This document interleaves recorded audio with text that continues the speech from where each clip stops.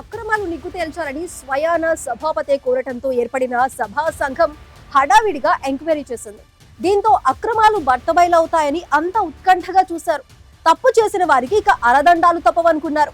2 నెలల్లో నివేదిక ఇవ్వాలని సభా సంఘానికి గట్టిగా చెప్పినా ఇంతవరకు అక్రమాల చిట్టా ఇంకా సభాపతికి చేరలేదట. ఈ ఆలస్యం వెనుక కారణాలేంటి? నివేదిక బుట్టదాఖలైందా, లేకపోతే ఇంకా కాలయాపన జరిగేలా ఉందా?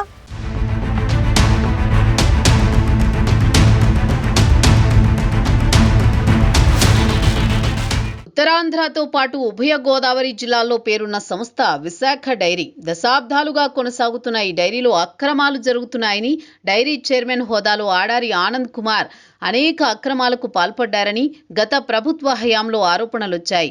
అప్పట్లో విపక్ష పార్టీగా దీనిపై రాద్ధాంతం చేసిన టీడీపీ అధికారంలోకి రాగానే విశాఖ డైరీపై దృష్టి పెట్టింది.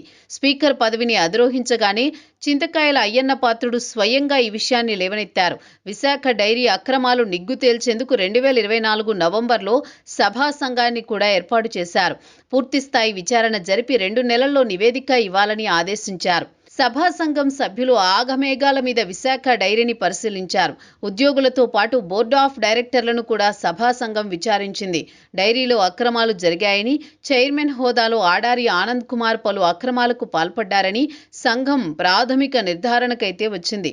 దీంతో ఇంకేముంది, ఆడారి ఇక జైలుకే అనుకున్నారు అంతా. కానీ రాజకీయం ఎప్పుడు మలుపు తిరుగుతుందో చెప్పలేం. అప్పటిదాకా వైఎస్ఆర్ కాంగ్రెస్ పార్టీలో ఉన్న ఆనంద్ కుమార్ ఉన్నట్టుండి బీజేపీ తీర్థం తీసుకున్నారు. రాజకీయంగా కొన్నాళ్లు మౌనమునిలా మారిపోయారు. బయటెక్కడా కనిపించకుండా ఆడారి తెలివిగా అన్నీ చక్కబెట్టుకున్నారని అంతా గుసగుసలాడుకున్నారు.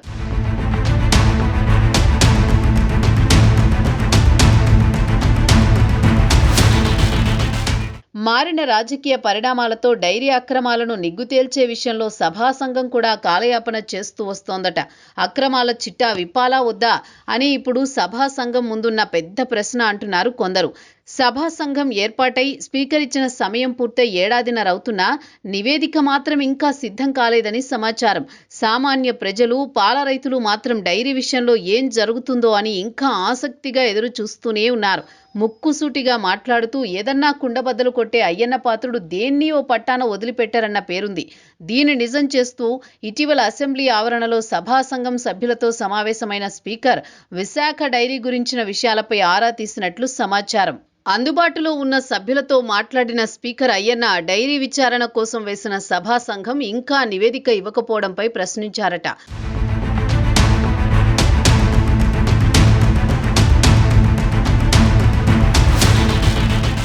2 నెలల్లో నివేదిక ఇవ్వాలని కోరాం కదా, ఆ తర్వాత 2 సార్లు గడువు పెంచాం కదా, ఇంకా ఆలస్యం ఎందుకని స్పీకర్ సూటిగా అడిగినట్టు సమాచారం.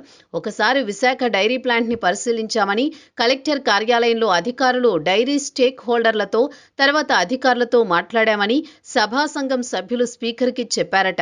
సహకార చట్టం ఉల్లంఘన, డైరీ ఆస్తులను యాజమాన్యం సొంతానికి వాడుకోవడం వంటి అనేక అక్రమాలు తమ దృష్టికొచ్చాయని చెప్పారట. మరైతే నివేదిక ఇవ్వడంలో ఎందుకు జాప్యం జరిగింది? ఇలాగైతే సభా సంఘానికి విలువేముంటుంది అని స్పీకర్ అయ్యన్న కొంచెం గట్టిగానే ప్రశ్నించినట్లు చెబుతున్నారు. విశాఖ డైరీపై నివేదిక ఆలస్యంలో ఎవరి ఒత్తిడైనా ఉందా అని స్పీకర్ సూటిగా ప్రశ్నించారట. అలాంటిదేమైనా ఉంటే చెప్పండి, సభా సంఘాన్ని రద్దు చేద్దామన్నట్లు అయ్యన్న మాట్లాడారట. సభా సంఘం సభ్యులు అలాంటి ఒత్తిళ్లేమీ లేవని స్పీకర్కి వివరణ ఇచ్చినా నివేదిక ఇవ్వడంలో ఎందుకు జాప్యం జరుగుతుందో, ఏ శక్తులు అడ్డుపడుతున్నాయో ప్రజలకు అర్థం కావడం లేదు. సభా సంఘానికి చైర్మన్గా ఉన్న జ్యోతుల నెహ్రూ కొన్ని రాజకీయ పనుల్లో బిజీగా ఉండడంతో నివేదిక ఆలస్యమైందని స్పీకర్కి చెప్పారట. మిగతా సభ్యులు బోండా ఉమా, గౌతు శిరీష, దాట్ల సుబ్బరాజు, బేబీ నాయన. మరి వారి వాదనలో నిజమెంత? ఏడాదిన్నర కావస్తున్నా నివేదిక ఇవ్వడంలో సభా సంఘం ప్రతినిధులకు ఎదురవుతున్న సమస్యలేంటి? అసలు నివేదిక స్పీకర్కి అందుతుందా, లేక మరికొన్నాళ్లు ఇలాగే కాలం వెల్లదిస్తారోనని ప్రజల్లో చర్చ అయితే జరుగుతోంది.